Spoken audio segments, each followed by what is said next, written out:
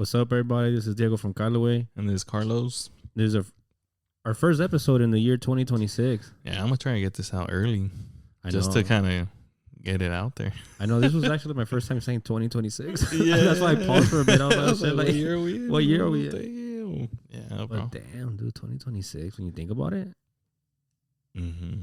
You know, so we want to wish everybody out there a happy new year, happy belated New Year, happy belated Christmas, and happy holidays. Happy holidays, bro. You know, we hope that you're spending it how you best decide to spend it.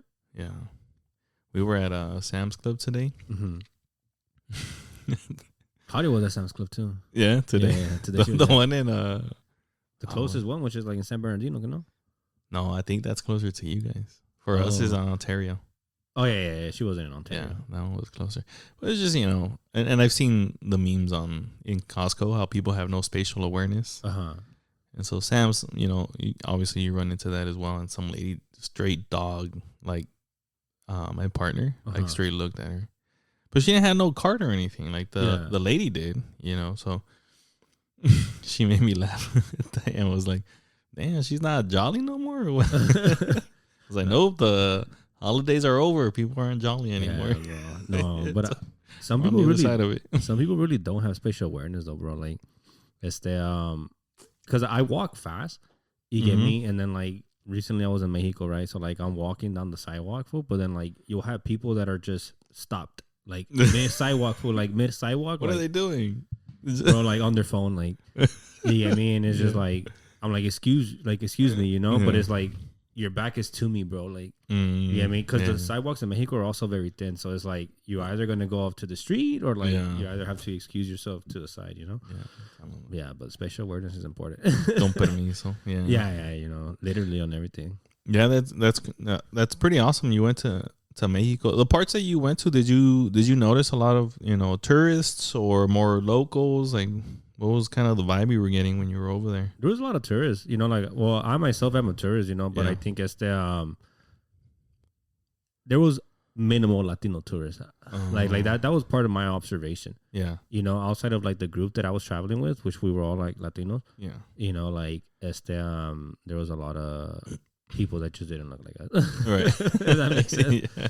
You know, which I think is good. You know, I think Mexico is beautiful and you should explore it. You know, but that's the thing, because I had made like a quick video, right, where I was like, like if you're of Mexican descent, like go to Mexico. Right. You know, because like the dominant narrative that you hear here in the U.S. is like, oh, well, Mexico is dangerous, this and that and that. And like, that's not to excuse that Mexico doesn't have its issues, because it does, you know, but every country does have its issues, you know. And that's something that I was realizing when I was over there, because it's like the people that you would least expect are the ones enjoying what Mexico has to offer. And I think it's also like a nuanced subject, because it's also, traveling is the privilege, you know, so I was trying to approach it through that lens, you know, but I think I've seen many people in my community travel to like Europe, you know, and which is pretty expensive, you know, and I think it reminds me of like the American indoctrination, right? Like, go to Europe, the creative civilization, blah, blah, blah. Like, that's what you're told, right? Go to Rome, go to Paris, go to... It's the difference between... What's the name of it?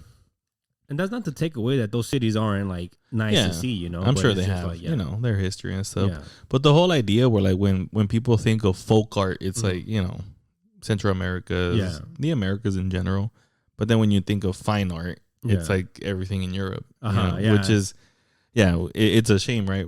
I don't know the origins of those words or anything like that, but it's like, why isn't... It's rooted in bias, bro. Like, exactly. I think you kind of just unlocked it, right? Where over there, art...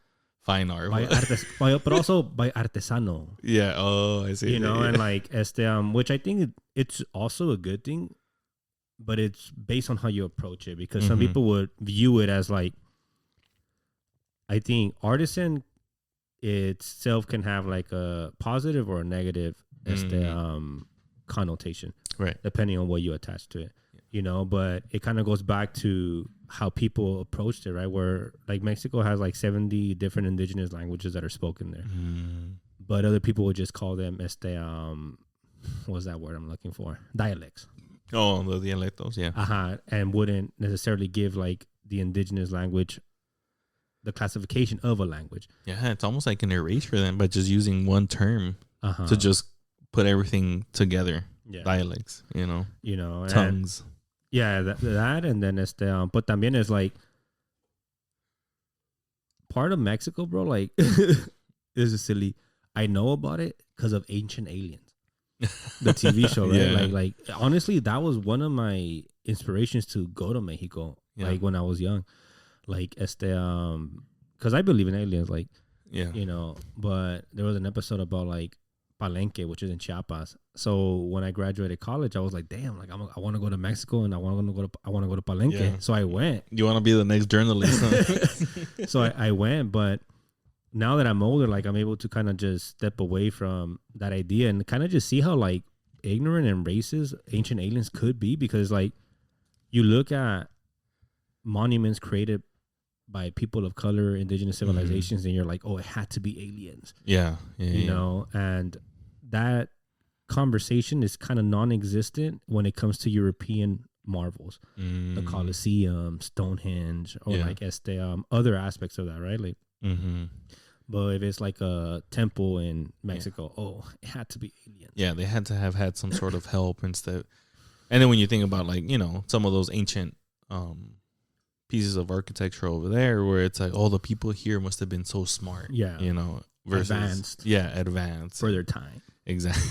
And then on this side, aliens. It must have been aliens. They came and they fucking teleported. Yeah. There's Nazca lines in Peru visible from outer space. Aliens, bro. Like, but it kind of leads to that dominant narrative, that I think sometimes does become the worldview for certain people. And what you mentioned earlier, you alluded to it, where the terminology is so important, which is the fact. I think it's awesome that you're able to travel to Mexico and be able to give the counter narrative here, because the counter narrative here would be like, I get it, like places all over the world have their parts where they're maybe dangerous. Yeah, right? yeah, definitely, dude. But the general like idea when you're up here, when you're in the U.S. He's 2 shots in, y'all. I know, right? When you're up here in the U.S., it's like all of it is danger. Like you cross the border and you're in danger, right? Yeah. And so the fact that you can go and just experience Mexico for what it is, have awesome experiences, and then come back and then provide that counter narrative where you're like, you know what? No, it's a beautiful place. Like people should visit more if you're able to, because it is a privilege. Definitely do it if you can, if it's within your means. Like the sky is blue, bro. It's not yellow. Yeah, I know, right? What filter is that? The sepia? Yeah. The fact that we know that. You get me? But again, like the media, right, will tell you like, when they want to portray Mexico, they'll put the sepia filter over it. Like, dude, like what the hell? Like if it's rustic, like rustic feel, and. But the sky is blue, bro. Exactly. We all share the same sun and moon. But I think I think it kind of goes back to like an important point too. Where I think for this year, like myself, like I do want to make learning, like, I guess like a goal. Like I do want to commit myself to learning different things. Okay. And I think. Do you see yourself traveling more? Yeah. Hell yeah, dude. I love traveling. Like I think everybody should travel if they have the ability to. I guess when you look at your 2026 outlook, like when do you see yourself traveling again? I think for us, we're trying to travel. We're going to see if we can do spring break, just because we have that time off, and so does Elijah. Yeah. And then the summer, bro. No, yeah. I think that's where my partner and I are on the same page too, where we're trying to align our schedule so we can travel. And I think spring break is kind of looking like it. Yeah. But it might just have to be a short trip, just because my spring break is the week before WrestleMania weekend. So WrestleMania will be the last week of my spring break. Oh shit. Yeah. You have to really figure that out then. So I'll have to be back by Friday. Oh, okay. Yeah, because then Saturday would be WrestleMania. Yeah. But that and in the summer. But I told Claudia, I was like, I'd like for you to come to where like my parents are from. Or you can just fly right into Vegas. Yeah, I want to fly into Vegas. Though. I don't Yeah, want to from wherever you're at. I'm saying if you travel, okay, wherever you're at, instead of going back to here, yeah, just go straight to Vegas. It'd probably be less of a hassle than like LAX or Tom Bradley Airport, whatever they call it. Right? Yeah, whatever it is, we'll figure it out, dude. And then for us, we're trying to actually. Where are you gonna go? We've been talking about Guatemala. Oh, that'd be dope, bro. My partner has a friend, La Capital. Oh, I heard Antigua was nice, fool. Is that what it is? That's what I'm thinking about. Antigua. That's not the capital, though. Guatemala City is the capital. I would assume so, because something city is usually the capital for, like, Salvador City. I'm sure, right? Like, yeah. I don't know. I guess I'll have to look to it, but somebody I guess correct us. Yeah, I know. But so the reason why I bring that is because my partner has a friend who every year travels to, I think it is Antigua. And so I guess she has the itinerary kind of already ready because she does that every year. So se lo está pasando a Diane, and we're going to see if we can just do that. That'd be awesome, bro. That'd be cool. Apparently, I went when my parents took me. My mom took me when I was like 2 years old. But other than that, I've never been over there, bro.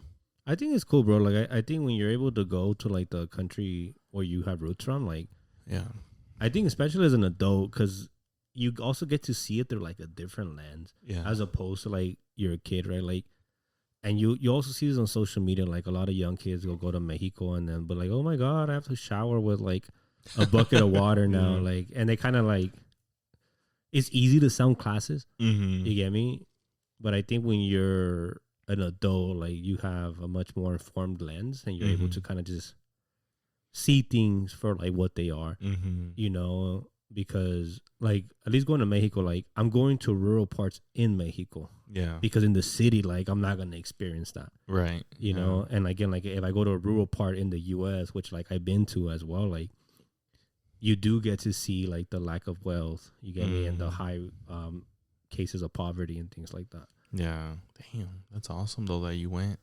You know, when you went, I know you went for, I want to say business, but not so much business, but you went with family, and you know, it was an event that was going on over there, and it seems like you got a few days to be able just to, outside of the event, just kind of enjoying a few days just in Mexico. Yeah, you know, and it was beautiful. I'm telling you, like, it was just like, I was also listening to like an audiobook when I was out there, and I kind of just had to pause, bro, just because I was too woke.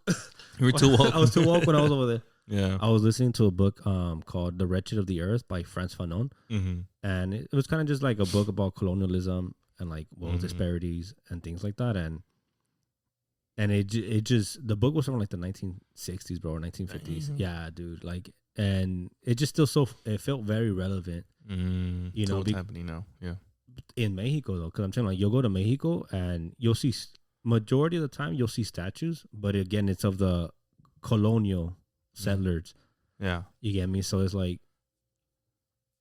it kind of does something to the history that people are learning about, right? Where it's like, the part that we went to, Yucatan, also has like a rich indigenous history, but those aren't the statues of the people that you're seeing have been crafted. It's of the Spanish settlers, colonizers. Damn. You know, and the book was kind of just talking about like how the psychology behind like the colonized and then the colonizer, and then finding stuff that predates that. Yeah, is that hard to come by?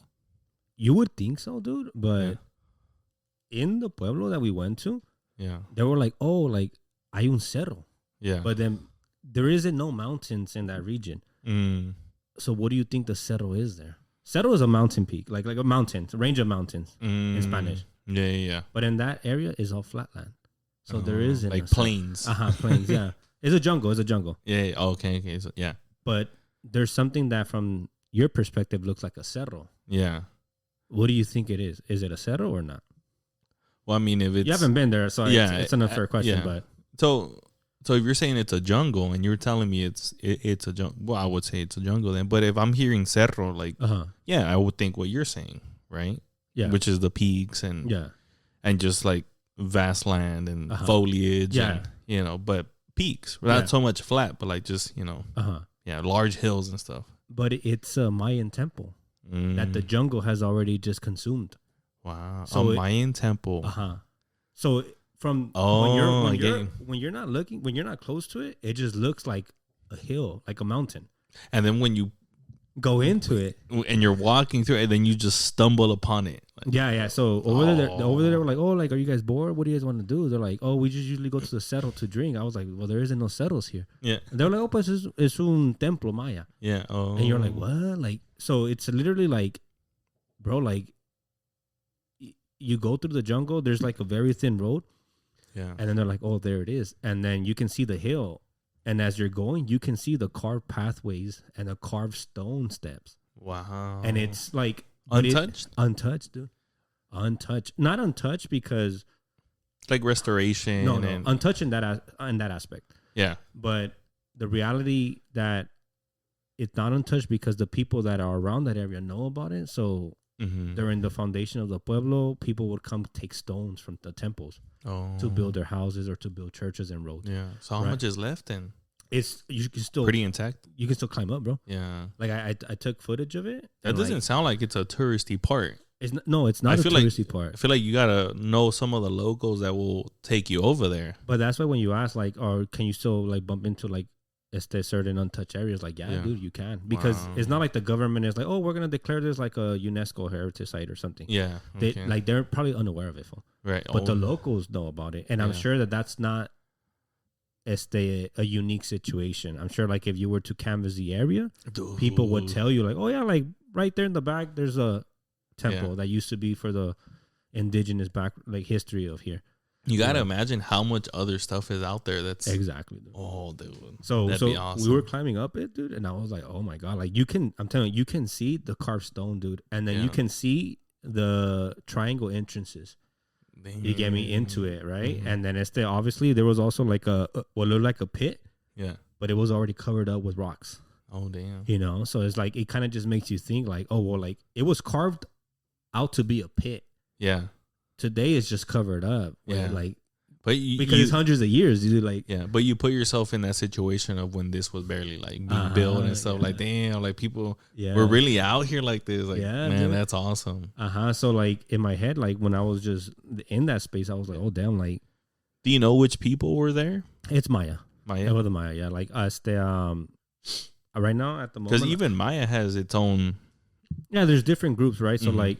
I can look at it right now, but Chichen Itza, like one of the 7 wonders of the world, is literally like a few miles away from there, bro. Oh, damn. So there's probably a bunch of stuff out there then. So historically, like the people that probably controlled Chichen Itza at that time, the Maya group, probably were already a part of those local areas, right? Because they were like city states that they had. Yeah. Mm-hmm.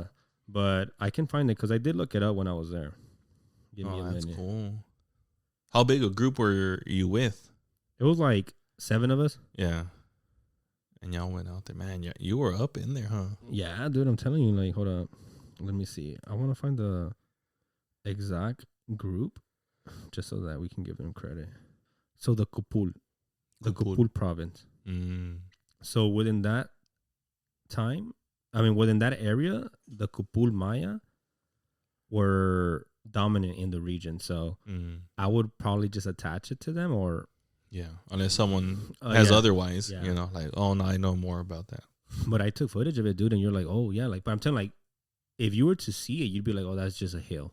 But again, like, this is hundreds. This is I don't know how old it is. Yeah. Right. But it's definitely hundreds of years old because it's pre-Hispanic. Yeah. You know, so you're like, oh, damn, dude. And it was just like, I don't know, dude. Like, it was a beautiful experience, but it's also like an eerie experience because it's like, well, you got to imagine, like, how did it get to the point where the jungle consumes it?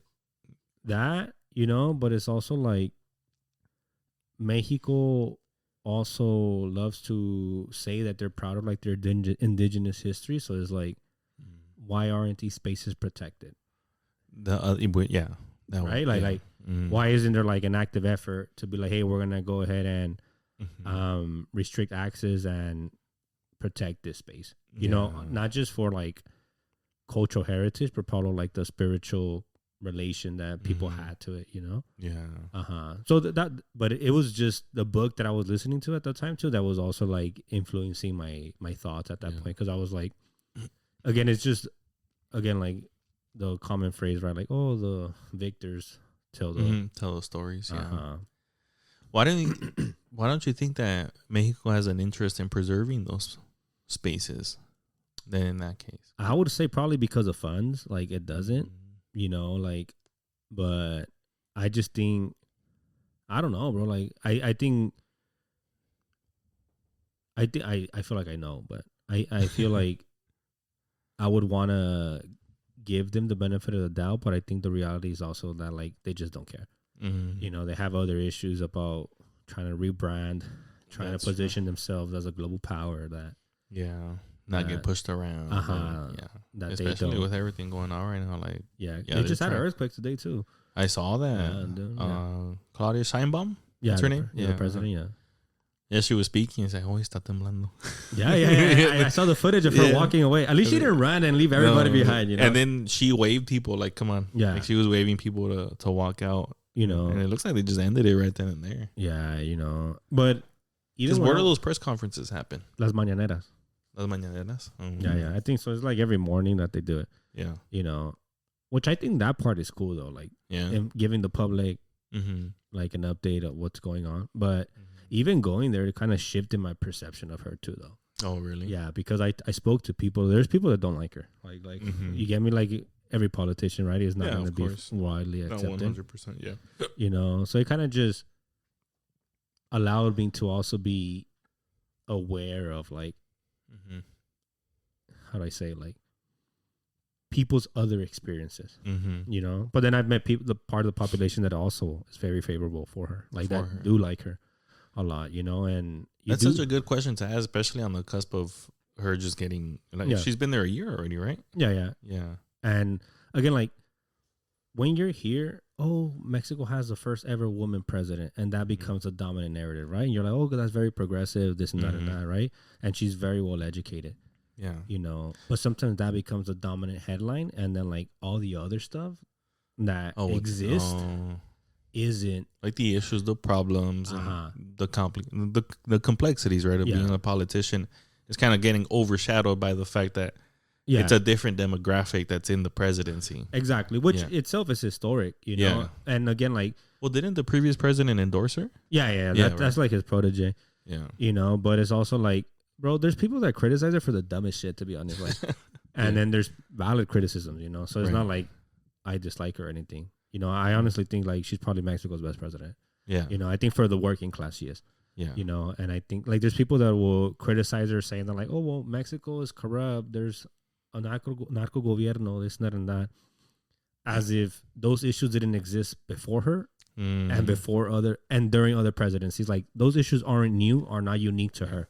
It's like, I guess people have this expectation where like, oh, she's in there. So like the expectation is, okay, all the cartels and everything should just be completely erased. It's like, well, it takes time. Like you can't just, and the fact that it's not getting, I'm sure that they're doing whatever it is that they're doing. It's a complex issue too. It's not something that's solved obviously in a few days or months, but it did not come to creation under her presidency. Like, she's responsible for all of this. It's like, nah, come on, dude. Like, I mean, as a president, you inherit certain things, right?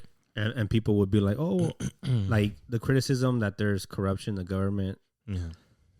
And they try to pin it as if like it's a situation unique to her presidency. It's like, bro, come on, you're being disingenuous. Yeah. But then like when I was over there too, like somebody was telling me, I was like, oh yeah, you know what? Like I just don't like her. I was like, why? And then they were like, oh well, she's giving free gas to Cuba. Like why doesn't she give us free gas? Like if that's what she could do. I feel like that needs to be fact checked now. And it has been fact checked that she is doing that. Oh, damn. Like they've asked her in one of the mañaneras. Yeah, and she said that? And she said that, no, it's confirmed that are giving Cuba free gas, like free oil and stuff like that. Yeah. The reasoning, I haven't done my research on that. I'm like, why that's happening? Yeah. Because that's my next question. Like, okay, why? Like, what's in it for you then if you're doing this? Because I asked the person that told me, I was like, why? He was like, I don't know, but why doesn't she give it to us then? Like, my understanding would be probably for like diplomatic relations. Yeah. Yeah, who Cuba's privy to and, who their allies are. Yeah. And, for sure.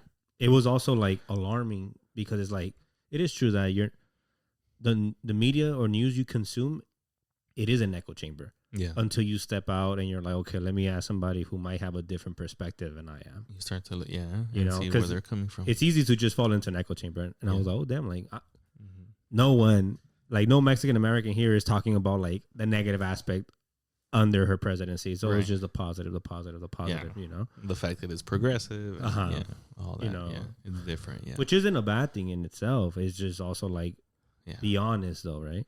Right. Yeah, because it's like, it kind of goes back to our issue, too, where it's like, yes, it's easy to criticize the current administration, but a lot of these issues also existed before when it was Democratic leadership. So it's like, come on, like, and it's been Democratic leadership for quite some time as well, you know, and so a lot of the issues are still persisting. Yeah, dude. Like I was telling, someone who's also like I think they would describe themselves as like a liberal, and then I was telling, I was like, you know what, like something that I won't ever forgive, like Obama, is like during the 2008 crisis when he gave the bank bailout.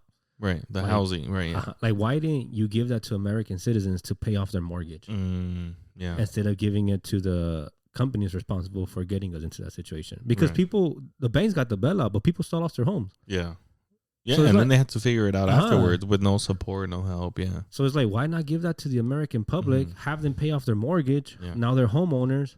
Which goes to show you that it's within their power to erase shit like that. Yeah, it's like, so there's no such thing as laws, or like this idea of what we have is like laws. It's like, you know, the law of the land, right? Like, you know, what's written is, you know, that's where it's like ridiculous, bro. Because it's like, wait, you can just waive the law for them just to bail out. Like, for what? Yeah, it's frustrating. It is frustrating, dude. I think that was one of the most exhausting things last year, I think, which is going to obviously pass on to this year, the politics of our government. And it's been 1 year, bro. Yeah, dude, it's been 1 year and it's still going, dude. Like, it's crazy. Yeah. It's exhausting. It's very, it's exhausting. It's too much, bro. You know, but we hope we're not, we want to start off the year positive, you know, but we also got to be realistic, you know, so we hope that, like, also, I was spending New Year's back in South Central, right? And it felt quiet, dude. Oh, really? It was a lot quieter than usual. I don't know. Like, this is just my anecdotal experience, right? Like, but I'm wondering if anyone else shares that sentiment. But times are tougher, too. Like, the economy, it isn't doing well. Yeah.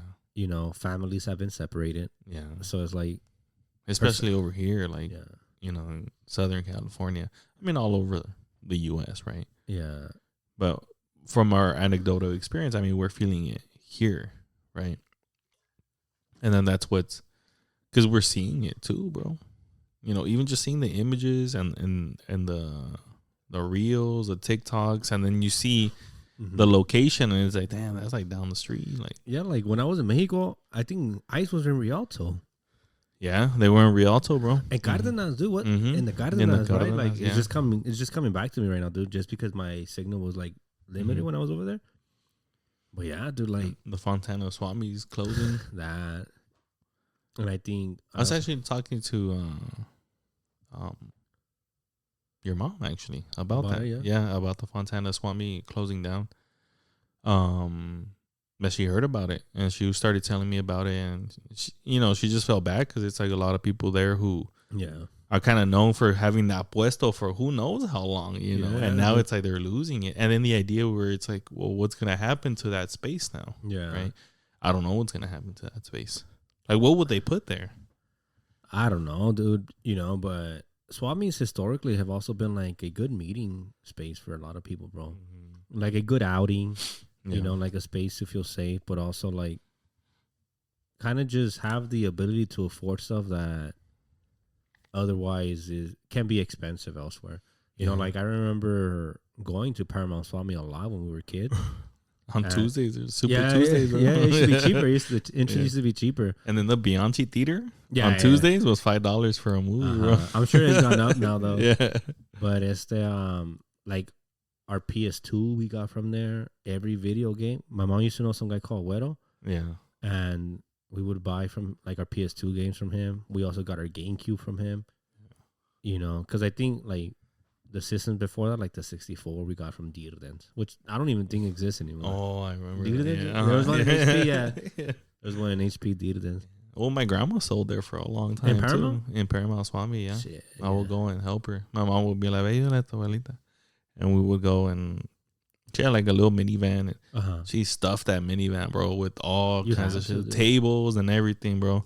And the thing is that when it comes to the swap meets, like, it was more expensive to have your own puesto. Like the actual number. Yeah, like E10. Yeah, E10 or whatever, right? It was more expensive to do that. So she didn't do that. The other thing that you can do is you show up extra early and you get in a wait. You stand in line, bro.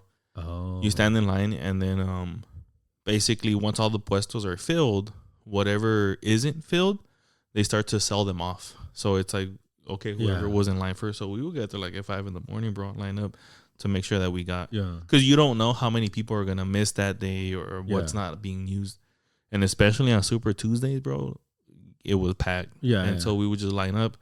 And I would go line up with her, and we'd just wait there for like an hour. And then the guy was like, okay, pues tenemos 10 puestos. Yeah. So immediately, like the 10th. You start bidding.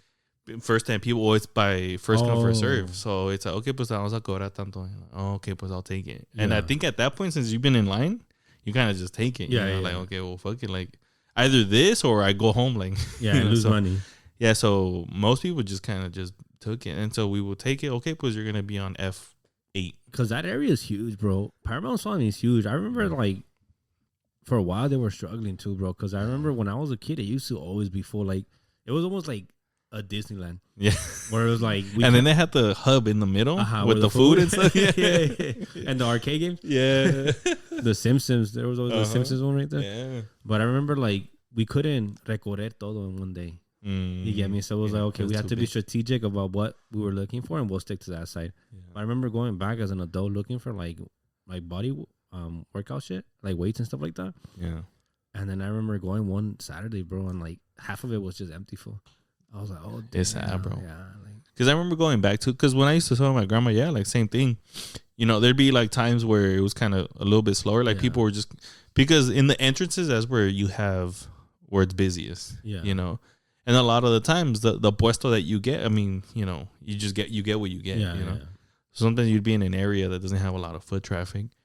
And sometimes if there was downtime, I would tell my grandma, oh, pues voy a caminar. And then just like walking around and stuff. Yeah. And yeah, it would be packed, bro. But I remember going back and seeing it, bro. And it's just like, it wasn't lively, bro. Yeah, you know what I mean? I'm like, I don't remember it this way. Yeah, dude. And she also used to sell at the Cypress swap meet. She did Santa Fe one time, a couple times actually. Santa Fe was tight. I like that one. Yeah, that was huge. Yeah, and then there was a night one too that she did one time, and we did it, and we didn't know. She was just like, "Pues mijo, voy a ir aquí a ver si puedo vender." I'm like, "Okay, pues let's go," and we fucked up because because it was a night swap meet. Yeah, so everyone brings lights, like Christmas lights. To like light up their puesto. To light up their puesto, yeah, and we didn't have that. Luckily, we were next to someone who had lights, so kind of lit up a little bit. But that's where we're like, oh, pues si regresamos, pues we gotta get like lights. But at least you stand out though. Yeah. Like, oh, let's go to the dark one. Yeah, the dark over here. Yeah. And that one was cool because sometimes they would have live performances. Yeah. I think it was Santa Fe in the night. Santa Fe has performances, bro. So maybe like it was that, but it had a night, like a night version of it. All of this shit's coming back to me now, but yeah, bro, like swap meets are. I like swap meets. They're also reminiscent of tianguis, bro. Oh, yeah. Which tianguis themselves are pre-Hispanic. And tianguis are basically like a swap meet, right? Exactly, like a commercial space for people to interchange, buy, sell. As a merchant, like heaven, bro. Because when I would go visit because this grandma that time, she's my Guatemalan grandma. But when I would go visit my grandma in Tijuana, not that far from there, a few blocks down, we would call them the sobre ruedas. And that was basically the swap meet. The sobre ruedas? Sobre ruedas, because I guess they were mobile, like they move around and tow stuff, right? Yeah. So over wheels, right? So I remember that's the first time when I was really young. First time I saw someone put ketchup on pizza. Yeah, I saw that, and then they were selling like elotes and the botanicas. At that point, just order your pizza with extra tomato, bro. Like, but that was cool though, like seeing that, and it's like, oh, this is basically like a swap meet. Also, I didn't know it was a swap meet until later in life. I thought it was a swap meet. Oh, it's a compound word, huh? Yeah. I didn't know it was a compound word for a long time.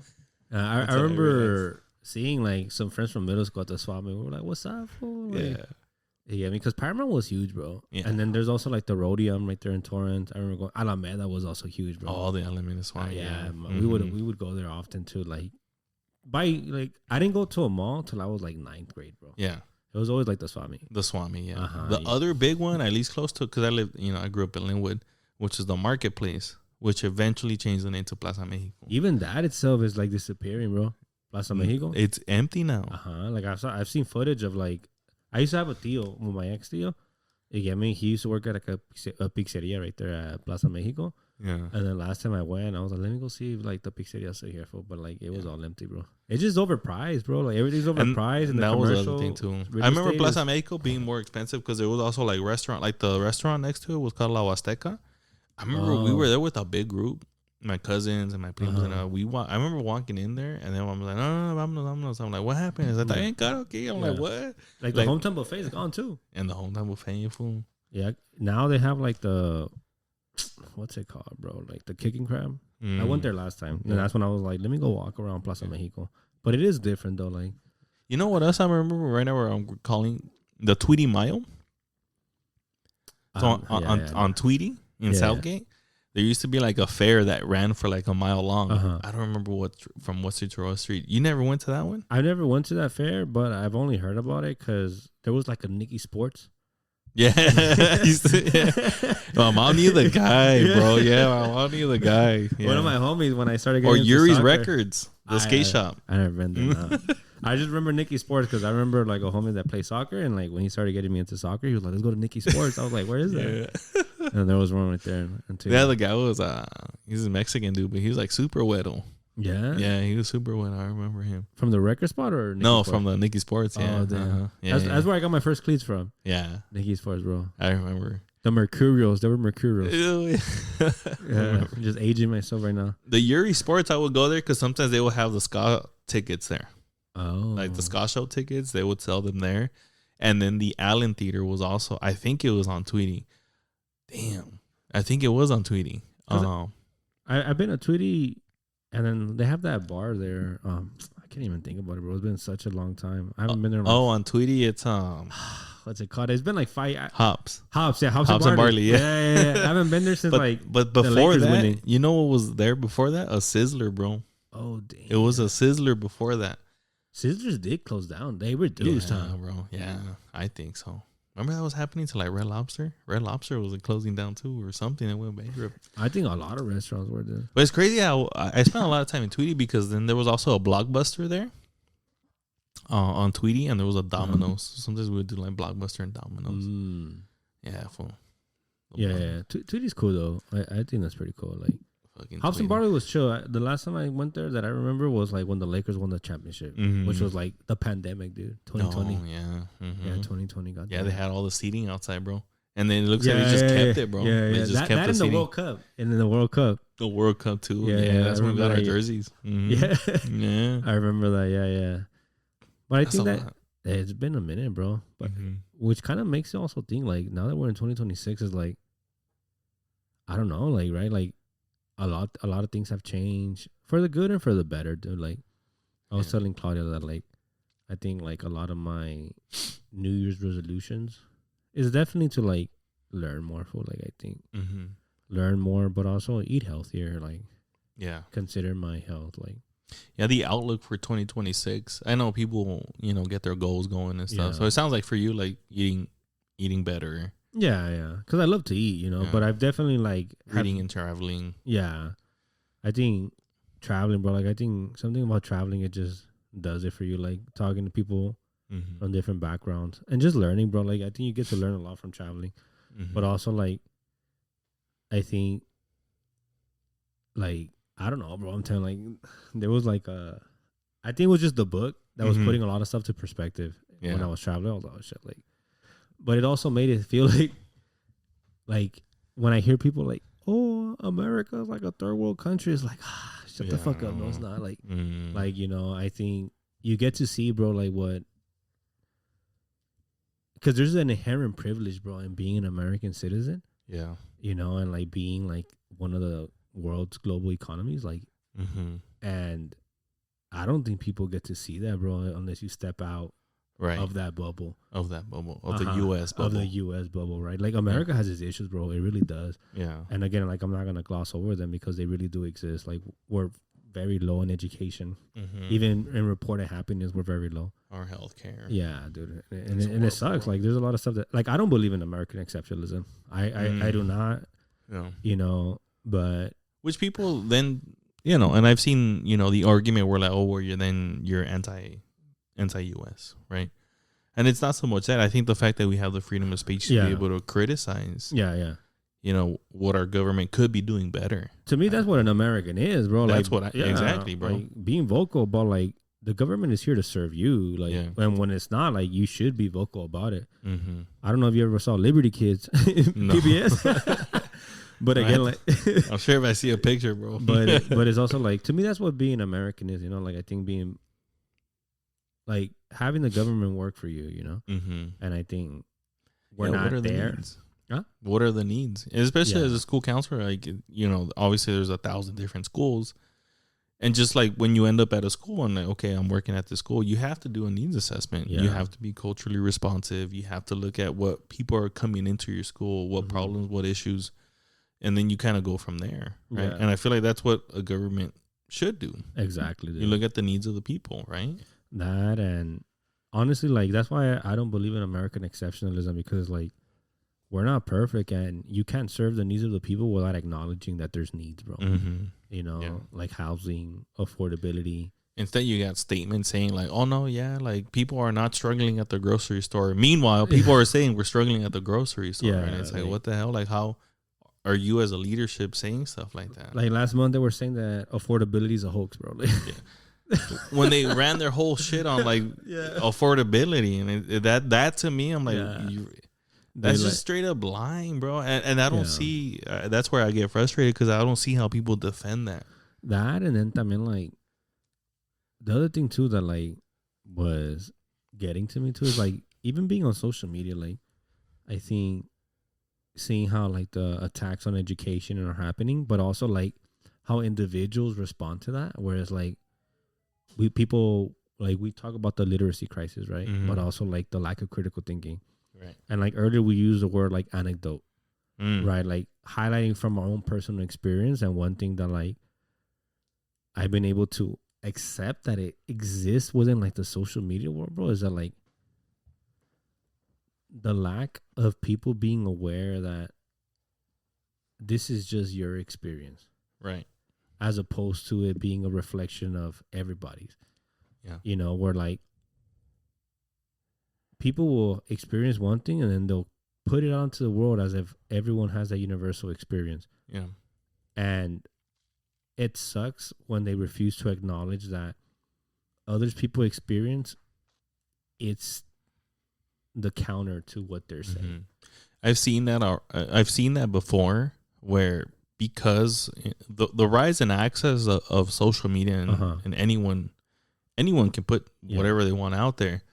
Yeah, it puts a magnifying glass on maybe something that's an issue very specific to where you're at, but it blows it up, right? It completely blows it up, puts a magnifying glass. Like, I've seen Latinos come out, well, I've never experienced racism. Like, I am so glad that you haven't. Right. But the fact that somebody else has, should let you know that it exists and can happen to other people. And I think that's what's important, because it's like you yourself maybe are just not seeing it. And maybe you haven't been taught the vocabulary on how it has been affecting you. Yeah. But okay, fine. You're able to make that statement where you say, no, I haven't dealt with that. I don't deal with that. I don't experience that. But that doesn't mean you get to discount the people who have felt that and do have the vocabulary to be able to say, you know what? I don't know what this is, but it doesn't feel right. Yeah. And I feel like something's happening in this situation, whether it's a microaggression, a prejudice, or, racism. Yeah, right? And I think that's what we see, like, towards the attacks on the Latino community, where it was like the current administration will tell you, well, they're going after quote unquote criminals, right? Yeah. But then 7 to 8 out of the 10 people that they arrest don't have a criminal record. Right. And when you tell that to people, it was like, well, that's not true. They're only going after criminals. Mm-hmm. It's like, no, like, dude, like, and I've seen believe just don't generalize, I guess. That's what I'm trying to get to, you know? And the whole idea too, where people, I've seen them kind of saying this as well, where this girl was talking about how, but they're here, you know, illegal. I know we're focusing on immigration. I feel like it's just because it's so prominent, but obviously there's a lot of other issues. But like she was saying, yeah, but you know, they're only getting the criminals and they're only getting the people that are here illegally. And so the other person was like, yeah, but how would they know that? How would they know that they're here without papers? Yeah. Well, they crossed the border. Yeah, but how would they know that? Mm-hmm. It's like, well, we just know. It's like they're not given a due process. They're being profiled. That and because how do you know? How do you know that the people you're locking up and taking away are undocumented? I think that, and it kind of adds to like the lack of critical thinking that we've been seeing like in the social media space, right? Where it's like they'll sell you the narrative, well, undocumented immigrants or immigrants don't pay taxes. Mm-hmm. But then you're seeing that the IRS is going to share tax information of undocumented immigrants. Yeah. How will they have that? Yeah. How would they have that if they're not paying taxes? Exactly. Right. So it's like, like what? Yeah. It doesn't make sense. It doesn't make sense. There's no logic there, right? There's no critical thinking and just, you know, just asking those simple questions. How would they know that then? You know, so I think that's also one of my goals for like 2026, like combating anti-intellectualism, right? Like, you know, because it's real, bro. Like through your platform, through my platform, through Caile, you know, because like those people are real, bro. Like they're people that are voting and they really believe that shit. Like, you know, and I think like you gotta talk to them to just, I guess, give them the benefit of the doubt. Like, well, why do you think that? Like, I think as humans, we have the capacity to learn. And if you're interested in learning, like this space is open, you know, and people that aren't interested in learning, then at that point, knowing how to choose your battles, right? Like, definitely. And just having like Senor V, you know, a month ago, and then, you know, Jacida was running for Fontana mayor this year. Like just seeing how their rhetoric and their, I guess you can say their motivations. Yeah. Like I feel like I really do resonate with what they say and what they practice and what they're going for, right? When it comes to that kind of stuff, because it seems like they do ask those tough questions, right? And then they're for you know, defending. And again, we're focusing on immigration, but even like people like those people talk about all the other issues also that are, you know, illogical. Yeah. The arguments that people are bringing to the table are illogical. It just doesn't make sense, right? Yeah. No, and I like that you bring them up, you know, because again, like you gotta have those tough conversations, dude. Like, and I think for like 2026 is also like, I wish I can walk into it with like rose tinted glasses, like it's gonna be a beautiful year, you know. But I think the reality of the situation that it's not. Like people are suffering, like you know, like rent is high for a lot of people, homelessness is up, mental health, people are struggling with it, like. Yeah, we have to accept those conditions to be able to address them. Yeah, you know, and I think that's something that I've just been thinking about, like during the New Year, where it's like the idea of like, oh, it's a new year, and like like transitioning into New Year, like it feels very minimal. Yeah, very minimal this time. You know, where it's like, I feel it. It doesn't feel like that big, like a celebratory type of thing. You know, it doesn't. Like, and obviously, like 2025 was also one of the best years of my life. Like, I'm not gonna deny that, you know, but it's also like I'm just one person in the collective experience of other people that are also suffering, you know. And I feel like if someone is suffering, like why? When you really think about, like, there's no reason why they like we have to be. We have the means to like help people. Why aren't we doing something? That's where it gets hard. And as far as like, I guess my outlook on it, I think I did, you know, especially talking to that group, you know, city council in Fontana. Yeah. Talking to Jossie, I think just getting more involved or at least more informed in that. Yeah. in that whole realm and that whole aspect, I think that's probably going to be, I need to refine that goal a little bit more, but I think we're, doing something in that. Because that's where it matters too, like the local level. Yeah. You get me? Because it's immediate too. It's the people to your left, the people to your right, in front and behind you. Yeah. And I think that's a very important goal, bro. So I definitely work on it. Yeah. I have a couple audiobooks that I need to get through as well. And so one of them is Attention Deficit Disorders by Gabriel Mate. Oh, yeah. We're going to go see him in April, too. Yeah. I got to finish the audiobook of The Myth of Normal. That one is a good book, though, the Attention ADD. Basically, just talking about ADD, because I feel like a lot of that stuff is very relevant, bro. Yeah.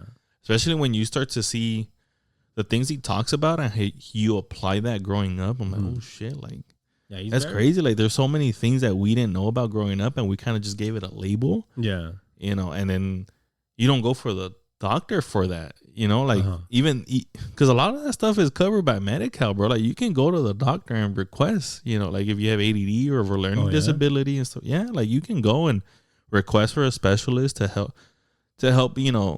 get you connected to someone who like referred. Yeah, like a referral. Like all of that stuff is covered, bro. So it's like, and the other thing too that I didn't know about. Well, y'all might have to check that, right? Yeah, because Medi-Cal is taking a slash, bro. Yeah, that too. So maybe that was true back then, but I guess you're right. Like now, I don't know.